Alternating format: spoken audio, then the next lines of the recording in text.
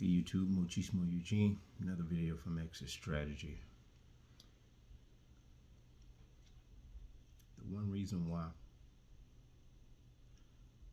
those of us who have awakened from narcissistic personality disorder abuse are either struggling needlessly in our healing and or those who are awakened from narcissistic abuse are holding or harboring feelings of regret, despair, feelings of hopelessness. The reason why is because of the pride of life. Something that I, myself, as a human being, deals with all too well. I deal with pride, and I believe every human being, whether we're aware of it, conscious of it, or not, we are dealing with a pride.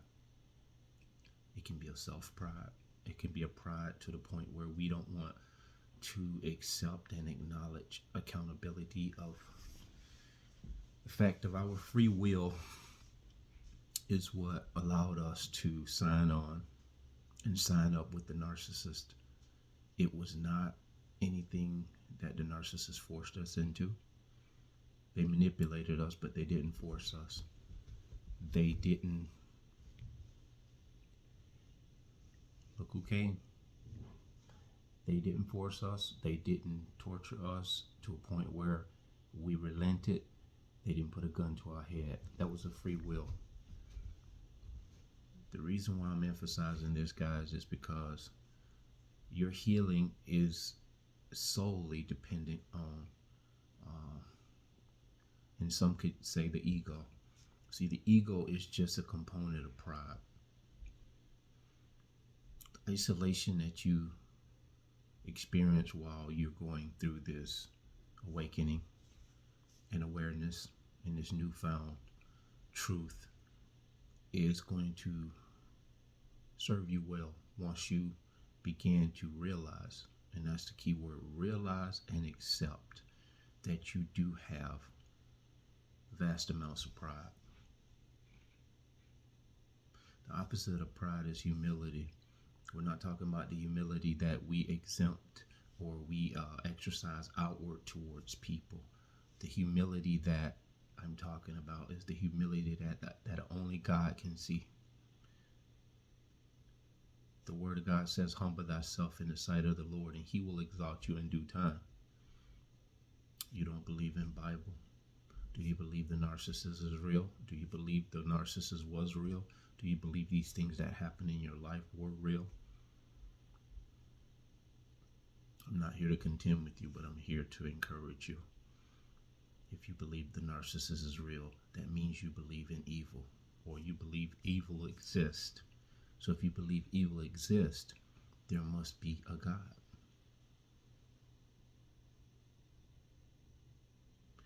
And it's ironic that, I'm Christian. I have no use for the church. I have no use for a lot of paganistic Christians. I have no use to paganistic Catholics, Jehovah's Witness, you name it. I have no use for pagan mindsets. I'm not here to disparage you. I'm not here to disrespect you. I have no use for that in my life. I have no use for the church. Yet I'm still a Christian. I believe in God. I'm a God-fearing man. In all of my failings, in all of my inadequacies, in all of my shortcomings, I embrace the word of God, and I embrace God for who he is. And he's become real in my life in many ways than one. And for me, that is that is what convinces me that God is real, and the Bible, is real as well. My whole life and my faith in God coincides with that book. That book is what God uses to comfort us, to help us, guide us through a lot of the treacherous things that we endure in life. Now, all of these different faiths I just pointed out, there are very few people who have came out of the religious mindset who are either Christian, Catholic, Jehovah's Witness, you name it, Seventh-day Evangelists, and they have unified in a big way with other survivors. And again, I say this a lot and I stress it again. We have no arguments to be had. We have no debates to be had. There is a harmonious agreement here with this abuse. How is it that God allowed us to come out of it and the other people that are in religiosity in these different faiths didn't come out? Because their pride. Because for me as a Christian who doesn't sign on to religion, who embraces the Bible, irregardless of whether other people do or not, I respect that wholeheartedly. But for emphasis and point, people who are in religious cults in sectors of the world, be it Catholic, whatever, across the board, any religion you want to name, the reason why they don't want to have it, they don't want to hear it, they're not having it, of awakened empaths and chosen ones who are telling them, or should tell them, what you're doing is not right. What you're following is not right. Narcissists are demons. Narcissists are that devil that God is talking about, that Jezebel spirit. They're not having that, because if they, and this is where the pride comes in at, if they have to accept what you're saying to them, that a narcissist and the devil and a narcissist and an evil demonic spirit are one and the same, that means they would have to adopt what the truth that you just gave them, and it goes against the truth of what they define demon, dark spirit, not narcissists, demons, dark spirits, satanic spirits. They can't connect with that for one or two reasons. Their pride won't let them, because they'll have to desert everything they've been taught. You will have taken their shiny new toy, or their shiny toy, away from them, because that's what they've been indoctrinated into all their life. Why am I not indoctrinated in that? And I was able to see. You know why? Because I was able to see some things that didn't make sense even before I was awakened by God in 2020. He was gradually awakening me through my humility, the humility that only He saw. I'll tell you a form of how your humility looks as an empath or a chosen one. When you gave to the narcissist your essence, your spiritual proudness, your willingness, not looking for something in return, that's the humility. You put them ahead of yourself. God saw this. You were essentially walking into a house with the gas turned on, and the narcissist was just waiting to ignite the fuse to take you out. But God saw fit. He had a hedge of protection around you. It's never something you got yourself out of. You gained awareness. I gained awareness of what it was I was into. But it was the hand of God that helped me understand this in order so I could physically get out of it. It worked in that order. Doesn't matter how I want to argue that, if I should want to argue that. And the more you argue that, going back to what I initially said at the beginning of this video, that is the pride. That is the pride that's keeping everyone who's in religion. Do you know there's a lot of survivors of narcissist abuse that are not in the church, that have never signed on to a religion? But God says, my word won't return void. They have heard the word of God spoken out in the atmosphere.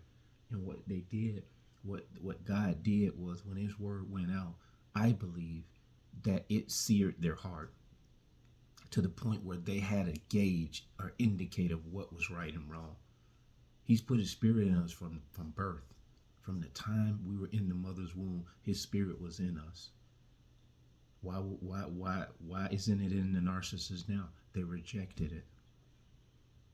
See, God can design you a certain way, and you can reject what he has done to the essence of what he has put in you. Because when he put his spirit in you, and you're a little child, you are supposed to be, first of all, submissive unto your parents. Okay, you're submissive unto your parents. Depending on what your parents are doing to guide you will determine, or the lack thereof. What I'm actually saying, if you're not on deck with your child as a parent, and your child is left to their own devices, or you're coddling your child excessively. We all know some of the ways that narcissists are created. Essentially, the humility that you have is supposed to be passed down to your child. Your essence is supposed to be passed down to your child. Whatever that essence might be, that is the essence that is passed on to your child. Because as a child, you do childish things, but when you become an adult, you put childish things away. The narcissist never did that. Why didn't they grow up? No one taught them. No one taught them adequately. No one taught them appropriately. And in many cases, it was the adult entity that was prideful.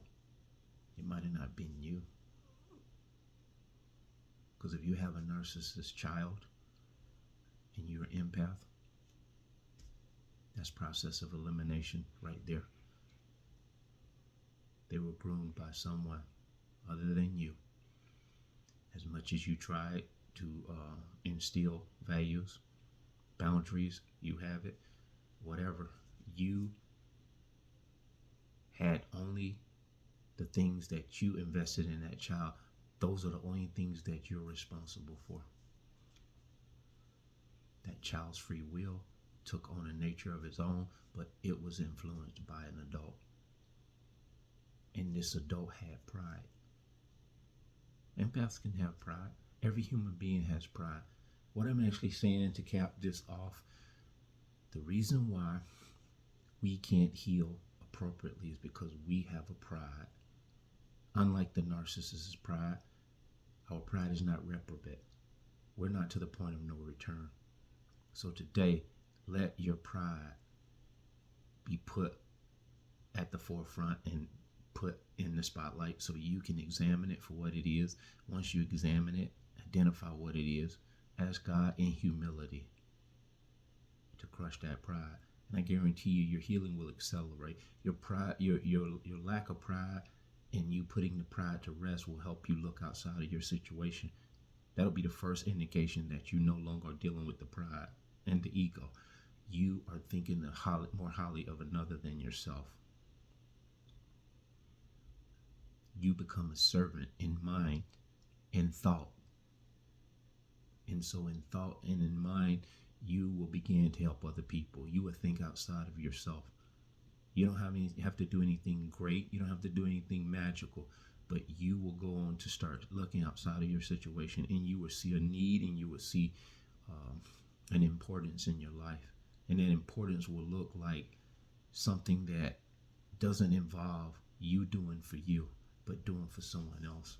As small as it might be. This won't even be a thing that you would think. You won't come up with ideas of your own. God will start investing in you and start giving you guidance as to what you should be doing for him. Even if you're not a Bible believing person, if you do these things, put your pride at the forefront in the spotlight, examine it, and then ask God to help you do the things that mirror and resemble humility. Even if you don't know what humility is, ask God to humble you. But you got to be willing to be humbled. Because there's circumstances with the narcissist, it should be enough to humble all of us. But in a sense, a lot of us, we think, the narcissist got away with something. that won't serve you. You got away with something. You got away with being destroyed. That in itself should be something to give, thanks to God for, because there are a lot of people that are not here on this earth anymore that were destroyed and taken out by narcissists. There's only a handful of chosen ones in this earth in comparison to, what are we talking, 7-8 billion people? I don't know the numbers. Who does know the numbers? So when you say 144,000 chosen people of God, that is something that makes me speechless. It's mind-boggling.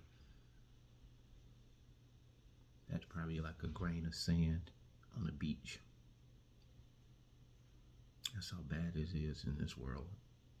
We have nothing to do with that. We can feel bad that most of the people in this world are going to be lost and destroyed. Not our call, though.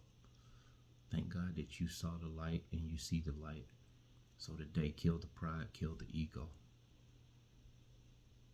It's a process, and your healing is going to take time, but that's a good starting point. Examine the pride. That being said, bless.